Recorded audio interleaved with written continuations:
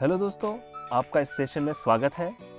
आज का हमारा सेशन होने वाला है थोड़ा अलग लेकिन मज़ेदार इसलिए क्योंकि हमने इसमें मैथमेटिक्स के कुछ ऐसे प्रश्न लिए हैं जो देखने में तो काफ़ी सीधे लगते हैं, लेकिन जब हम उन्हें सॉल्व करने जाएंगे तो वो थोड़े से टेढ़े होंगे। वैसे ये सारे प्रश्न एक तीसरी या चौथी कक्षा का विद्यार्थी आराम से कर सकता है, लेकिन कभी कभी बड़ी उम्र के लोग भी ऐसे प्रश्नों का गलत जवाब दे देते हैं या कंफ्यूज हो जाते हैं। तो चलिए देखते हैं वो प्रश्न क्या है। सबसे पहला प्रश्न है, कौन किससे बड़ा? अगर a b से बड़ा है तो क्या 1/a भी 1/b से बड़ा होगा या छोटा होगा?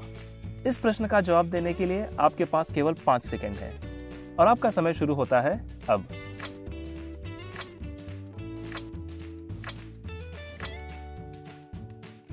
और इस प्रश्न का सही जवाब है ऑप्शन बी।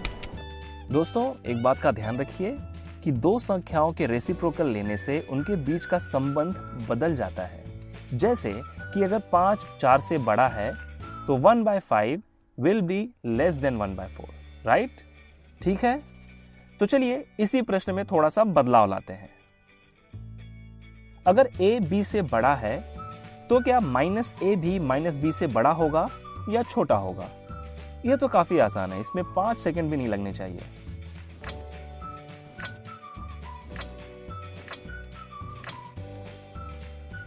और इसका सही जवाब है ऑप्शन बी। धनात्मक संख्या जितनी बड़ी होती है, ऋणात्मक संख्या उतनी ही छोटी। आप 5 और 4 वाला एग्जाम्पल फिर से देख लें। अगर 5 4 से बड़ा है तो -5 -4 से छोटा होगा, राइट? अगर आप इस चीज को समझ चुके हैं तो अगला प्रश्न आपके लिए आसान होना चाहिए। अगर a b से बड़ा है तो क्या -1/a भी -1/b से बड़ा होगा या छोटा होगा? ऑप्शन ए या ऑप्शन बी?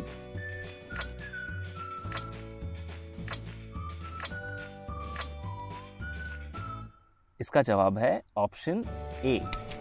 सीधी सी बात है, अगर a b से बड़ा है तो रेसिप्रोकल लेने से उनका रिलेशन चेंज होगा, मतलब 1/a अब छोटा होगा 1/b से, और जब उनके आगे माइनस लगाएंगे तो वह संबंध फिर से बदलेगा और अब हो जाएगा -1/a is greater than -1/b, right? तो चलिए आगे बढ़ते हैं अगले सिंपल क्वेश्चन की ओर। जब मैं 10 साल का था तो मेरी बहन की उम्र मेरी उम्र की आधी थी।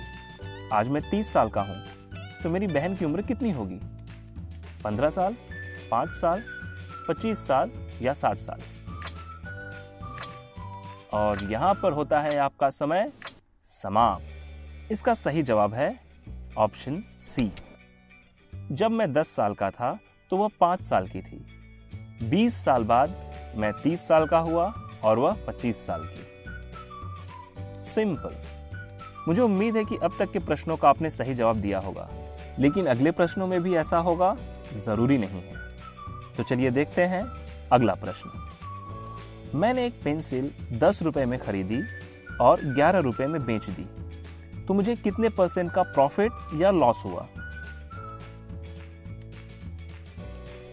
ऑप्शन ए 10% से कम, ऑप्शन बी 10% से ज्यादा या ऑप्शन सी 10%। यह तो काफी सिंपल है and the right answer is 10% का प्रॉफिट। Very simple. तो चलिए इसे सिंपल से डिफिकल्ट बनाते हैं। अगर मैं पेंसिल 11 रुपए में खरीद कर 10 रुपए में बेच दूं तो मुझे कितने % का प्रॉफिट या लॉस होगा?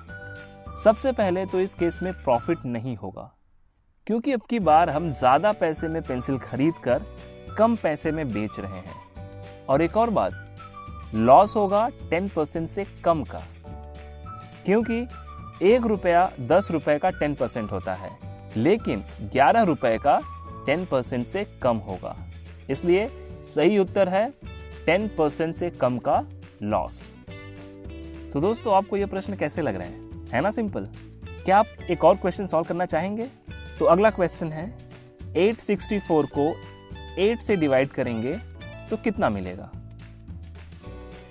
8 1 जा 8 एंड 8 8 जा 64 और हमें उत्तर मिला 18। Is it the right answer?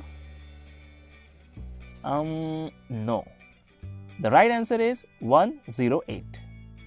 0 is very important. Okay friends, आज के सेशन में बस इतना ही। अगर आप इस टाइप के और भी क्वेश्चन सॉल्व करना चाहते हैं तो हमें कमेंट बॉक्स में ज़रूर लिखें। इस वीडियो को लाइक और शेयर करके हमें बताइए कि आपको यह वीडियो कितना अच्छा लगा। बेल आइकन दबाएं और अगले वीडियो की जानकारी हासिल करें। तो मिलते हैं अगले सेशन में, अब की बार पूरी तैयारी के साथ।